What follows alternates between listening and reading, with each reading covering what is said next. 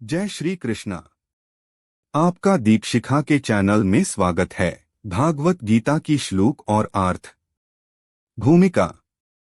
अज्ञान तिमिरांधस्य ज्ञानांजनशलाकया चक्षुरुन्मीलितं येन तस्मै श्रीगुरुवे नमः। श्री चैतन्यमनोभीष्टं स्थापितं येन भूतले स्वयं रूपः कदा मह्यं ददाति स्वपदान्तिकम्।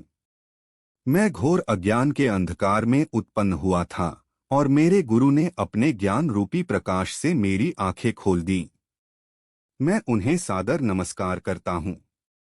श्री रूप गोस्वामी प्रभुपाद कब मुझे अपने चरण कमलों में शरण प्रदान करेंगे, जिन्होंने इस जगत में भगवान चैतन्य की पूर्ति के लिए प्रचार योजना मिशन की स्थापना की है।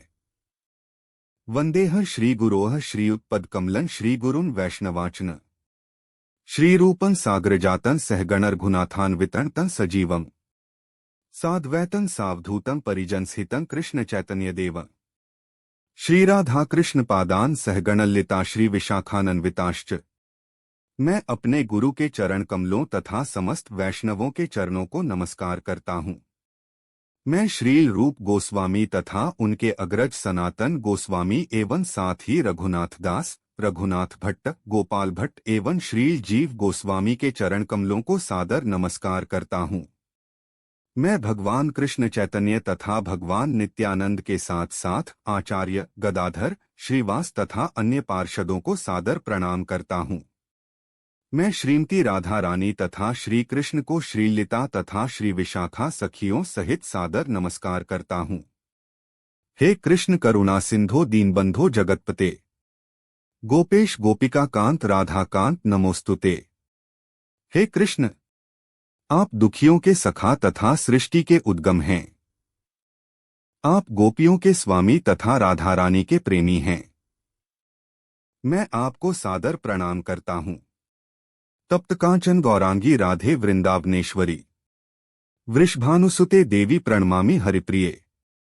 मैं राधा रानी को प्रणाम करता हूँ, जिनकी शारीरिक कांति पिघले सोने के सदृश है, जो वृंदावन की महारानी हैं। आप राजा वृषभानु की पुत्री हैं और भगवान कृष्ण को अत्यंत प्रिय हैं। वाछाकल्पतरुभ्यश्च कृपा सिंधुभय एव च पतिताना पावनेभ्यो वैष्णवेभ्यो नमो नमः। मैं भगवान के समस्त वैष्णव भक्तों को सादर नमस्कार करता हूँ। वे कल्प वृक्ष के समान सबों की इच्छाएं पूर्ण करने में समर्थ हैं तथा पतित जीवात्माओं के प्रति अत्यंत दयालु हैं। श्री कृष्ण चैतन्य प्रभु नित्यानंद, श्री अद्वैत गदाधर श्रीवासादि गौरभक्त वृंद।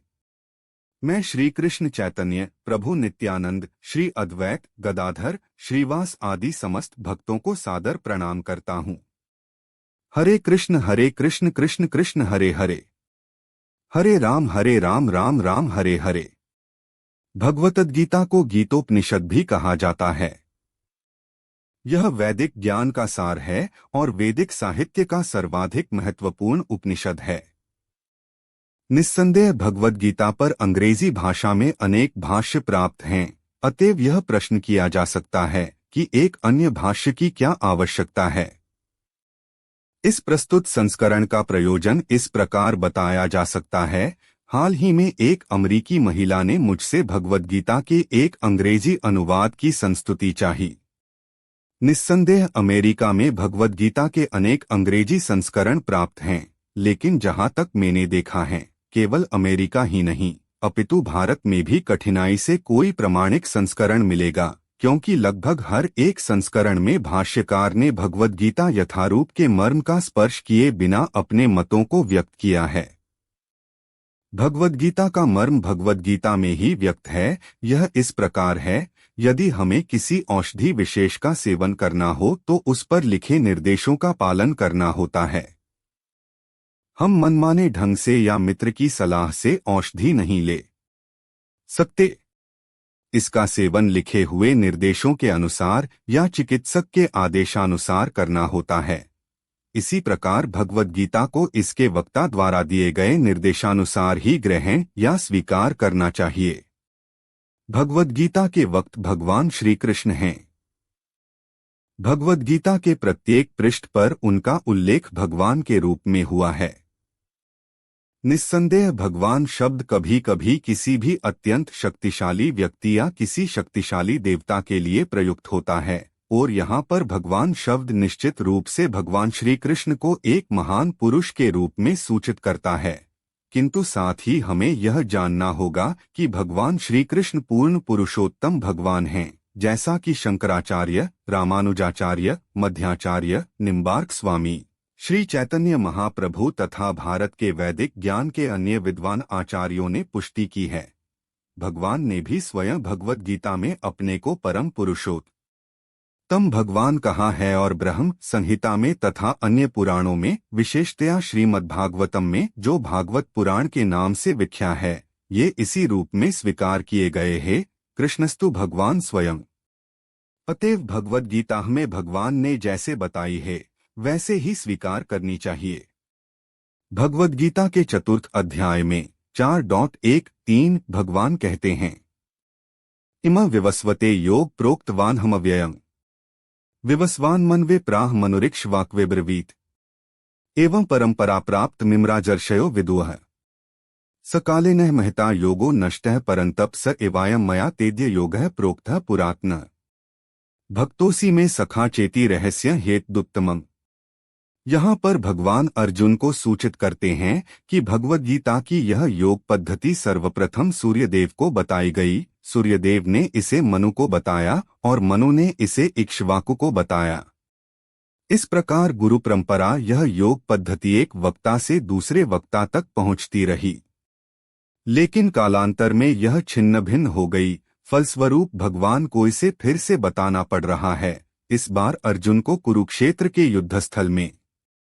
वे अर्जुन से कहते हैं कि मैं तुम्हें यह परम रहस्य इसलिए प्रदान कर रहा हूं क्योंकि तुम मेरे भक्त तथा मित्र हो। इसका तात्पर्य यह है कि भगवद गीता ऐसा ग्रंथ है जो विशेष रूप से भगवत भक्त के लिए ही है, भगवत भक्त के निमित्त है।